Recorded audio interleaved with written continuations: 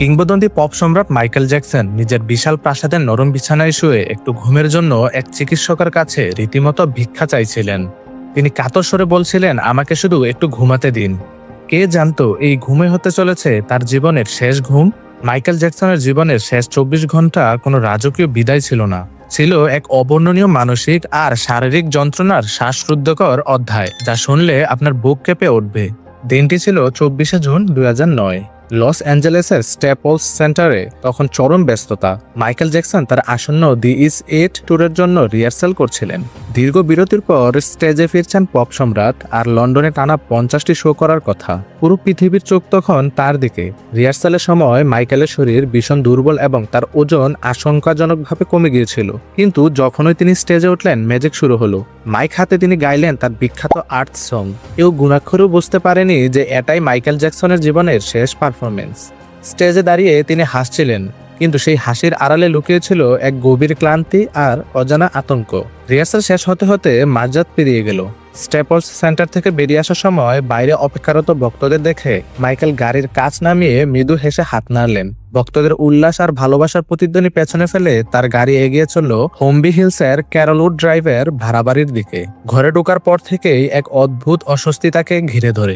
ঘরের তাপমাত্রা প্রচন্ড বাড়িয়ে রাখা হয়েছিল, কারণ মাইকেল সবসময় তীব্র শীত অনুভব করতেন। তার শরীর যেন আর তার নিজের নিয়ন্ত্রণে ছিল না। রাত 1টার দিকে তিনি বাড়িতে পৌঁছালেন। শরীর ক্লান্তিতে ভেঙে পড়লেও তার মস্তিষ্ক তখনও তীব্রভাবে সজাগ। তার পার্সোনাল ফিজিশিয়ান ডাক্তার কনরাড মারে তার জন্য অপেক্ষা করছিলেন। রাত গভীর হতে শুরু করলো, কিন্তু মাইকেলের চোখে ঘুমের কোনো চিহ্ন নেই। ডাক্তার মারে তাকে প্রথমে 10 মিলিগ্রাম বেলিয়াম দিলেন। সাধারণ মানুষের জন্য এটি গভীর ঘুমের জন্য যথেষ্ট, কিন্তু মাইকেলের শরীর ততদিনে কড়া কড়া ওষুধের কাছে আত্মসমর্পণ করে বসেছে। এই ওষুধে তার কিছুই হলো না। তিনি ক্রমশ অস্থির হয়ে উঠতে লাগলেন। তিনি বারবার ডাক্তারকে বলছিলেন, ডাক্তার, আমাকে ঘুমাতে সাহায্য করুন, আমার ঘুম ভীষণ দরকার। রাত 2টার দিকে ডাক্তার তাকে লরাজিপাম ইঞ্জেকশন দিলেন, কিন্তু তাতেও কোনো কাজ হলো না। মাইকেলের চোখের সামনে ক্রমাগত ভেসে উঠছিল লন্ডনের সেই বিশাল স্টেজ আর হাজার হাজার মানুষের ভিড়। পারফরমেন্সের চাপ তাকে ভেতর থেকে কুড়ে কুড়ে খাচ্ছিল। তিনি ঘামছিলেন, ভীষণ নার্ভাস হয়ে পড়ছিলেন। রাত 3টার দিকে তাকে আবারও অন্য একটু শক্তিশালী সিডেটিভ দেওয়া হলো। তবু মাইকেল জ্যাকসন জেগে রইলেন। ভোর 5টার দিকে ডাক্তার বাধ্য হয়ে আবারও ওষুধের মাত্রা বাড়ালেন। বাইরের আকাশ তখন একটু একটু করে ফর্সা হতে শুরু করেছে। সকাল 7টার দিকেও যখন তিনি ঘুমাতে পারলেন না, তখন তিনি একেবারে মরিয়া হয়ে উঠলেন। তিনি ডাক্তারকে তার সেই বিশেষ প্রোপোফল দেওয়ার জন্য শিশুর মতো কাঁদতে কাঁদতে কাকুতি মিনতি করতে লাগলেন। প্রোপোফল হলো এমন এক ভয়াবহ শক্তিশালী ড্রাগ, যা সাধারণত বড় কোনো অপারেশনের আগে রোগীকে গান করতে ব্যবহার করা হয়। এটি কোনো সাধারণ মানুষের ঘুমের ওষুধ নয়। এটি দেওয়ার পর রোগীকে কঠোর পর্যবেক্ষণে রাখতে হয় এবং তার শ্বাস প্রশ্বাস মাপার জন্য মেশিনের সাথে যুক্ত রাখতে হয়। কিন্তু মাইকেলের কাছে এটাই ছিল শান্তির একমাত্র উপায়। অবশেষে 25 জুন সকাল 10:40 দিকে ডাক্তার মারে মাইকেলের শিরায় সেই প্রোপোফল প্রবেশ করালেন। ধীরে ধীরে তার চোখের পাতা বাড়ি হয়ে এলো। সেই যন্ত্রণাদায়ক দীর্ঘ রাত আর ভোরের অবসান হলো। তিনি অবশেষে ঘুমিয়ে পড়লেন। ডাক্তার মারি কিছুক্ষণের জন্য তাকে মনিটরের পর্যবেক্ষণে রাখলেন, কিন্তু তারপরে ঘটল সেই মারাত্মক পরিণতি। ডাক্তার মারে বাথরুমে যাওয়ার জন্য মাত্র 2 মিনিটের জন্য মাইকেলকে একা রেখে রুম থেকে বেরিয়ে গেলেন।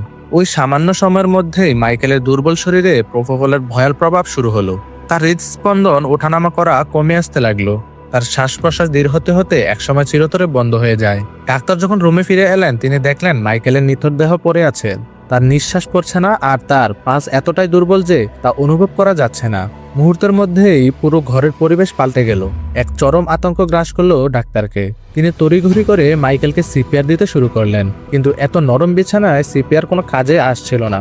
তিনি চিৎকার করে কাউকে ডাকার চেষ্টা করলেন, কিন্তু প্রাসাদের ওই ঘরে তার শব্দ শোনার মতো কেউই ছিল না। সবচেয়ে ভয়াবহ ব্যাপার হলো, ডাক্তার মারে সাথে সাথে ইমার্জেন্সিতে কল করেননি।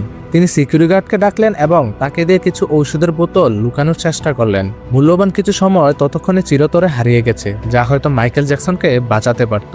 অবশেষে দুপুর 12:21 সিকিউরিটি গার্ড আলবার্তো আলভারেজ 911-এ কল করলেন। তিনি অপারেটরকে জানাচ্ছিলেন যে একজন মানুষ বিছানায় অজ্ঞান হয়ে আছেন এবং তার শ্বাস চলছে না। খবর পেয়ে মাত্র কয়েক মিনিটের মধ্যেই প্যারামেডিক দল সেখানে এসে পৌঁছায়। তারা ঘরে ঢুকে দেখেন মাইকেল জ্যাকসনের নিথরদেহ মেঝেতে পড়ে আছে, আর ডাক্তার পাগলের মতো তাকে বাঁচানোর চেষ্টা করছেন। তারা সাথে সাথে তাদের সর্বোচ্চ চেষ্টা শুরু করলেন, কিন্তু মাইকেলের শরীর তখন আর কোনো সাড়া দিচ্ছিল না। তাকে দ্রুত রোনাল্ড রিগ্যান UCL-এ মেডিকেল সেন্টারে নিয়ে আসা হলো। হাসপাতালে পৌঁছানোর পর ইমার্জেন্সি রুমে এক চরম শ্বাসরুদ্ধকর পরিস্থিতির সৃষ্টি হয়। 1 ঘন্টারও বেশি সময় ধরে চিকিৎসকদের একটি বিশাল দল মাইকেলকে বাঁচিয়ে তোলার আপ্রাণ চেষ্টা করে। তার হার্ট আবার চালু করার জন্য সব রকম আধুনিক চিকিৎসা বিজ্ঞান প্রয়োগ করা হয়। অতঃপর 2টা 26 মিনিটে চিকিৎসকরা আনুষ্ঠানিকভাবে ঘোষণা করলেন যে মাইকেল জ্যাকসন আর নেই। খবরটি যখন প্রথম ইন্টারনেটে ছড়িয়ে পড়ে তখন পুরো দুনিয়া যেন কিছুক্ষণের জন্য থমকে গিয়েছিল। Los Angeles Times, TMZ, CNN সহ সব জায়গায় কেবল একটাই ব্রেকিং নিউজ। গুগলের সার্ভার ক্র্যাশ করেছিল আর উইকিপিডিয়া ডাউন হয়ে গিয়েছিল।